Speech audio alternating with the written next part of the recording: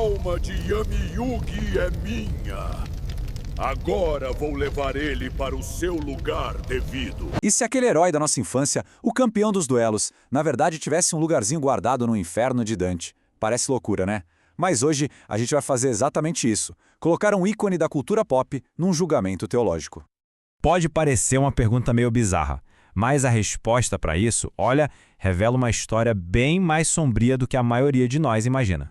Pra gente achar essa resposta, não dá pra pensar naquele herói da TV, sabe? O bonitinho. A gente tem que esquecer ele e olhar para o personagem original, lá do mangá, que era um vigilante brutal, sem dó nem piedade. Essa versão original do personagem agia sobre um código de conduta, digamos, bem particular. Não era o jogo de cartas que a gente conhece, era algo muito mais sinistro, o jogo das sombras.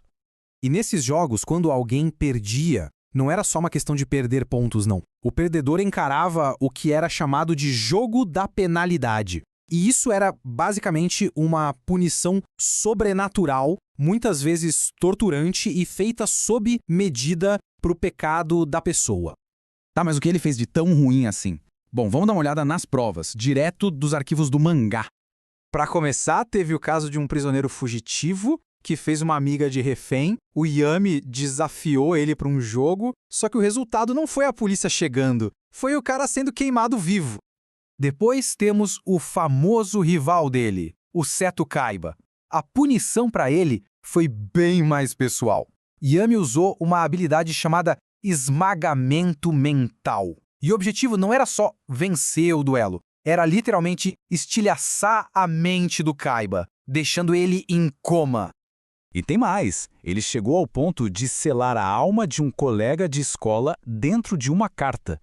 Isso, na prática, significava a morte da pessoa, tanto física quanto espiritual. Pesado, né? E olha, isso aqui é só um gostinho. Se a gente olhar para a lista toda, fica muito claro que existia um padrão aí, punições violentas, fora da lei, uma atrás da outra. Ok, mas como em todo julgamento o acusado tem direito à defesa, certo? Então, vamos analisar os 3 principais argumentos que poderiam, quem sabe, livrar a barra do Yami Yugi. Será que algum deles se sustenta para salvar a alma dele da condenação segundo as leis do inferno de Dante? A primeira defesa já era. Por quê? Porque no universo cristão de Dante, que é bem rígido, a vingança pertence a Deus. Yami Yugi não era um agente divino, ele era um vigilante. Ele estava, basicamente, roubando um poder que não era dele. E aquela ideia de que tudo não passava de uma ilusão também não cola. O mangá original, que é a nossa fonte principal aqui, mostra o contrário. As mortes eram explícitas, eram reais e, o mais importante, eram para sempre. Por último, tem o argumento final. A alma dele foi para o pós-vida egípcio, então tá tudo certo. Só que não, no sistema de Dante não existe passe livre. Para esse tribunal aqui, ele morreu como um pagão, sem arrependimento cristão. Fim de papo. Então, com todas as defesas por terra, o tribunal finalmente está pronto para dar o seu veredito. As provas foram mostradas, os argumentos de defesa não se sustentaram, então a pergunta que não quer calar é: para onde afinal vai o Yami Yugi por toda a eternidade? E o veredito é o 7º círculo do inferno.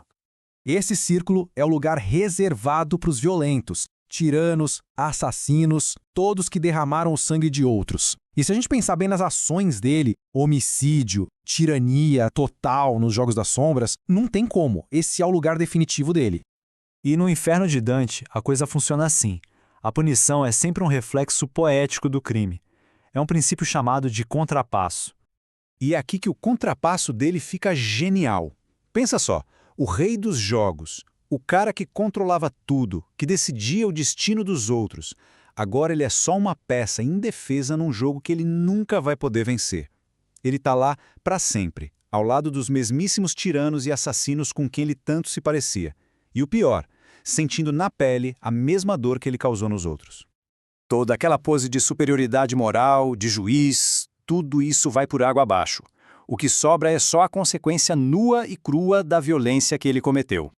E, no fim, toda essa análise do Yami Yugi por esse nosso tribunal teológico deixa uma pergunta bem incômoda no ar, né? Essa justiça feita pelas próprias mãos, será que ela é sempre, no fundo, Só uma forma violenta de tomar para si um poder que, na verdade, nunca deveria ser nosso?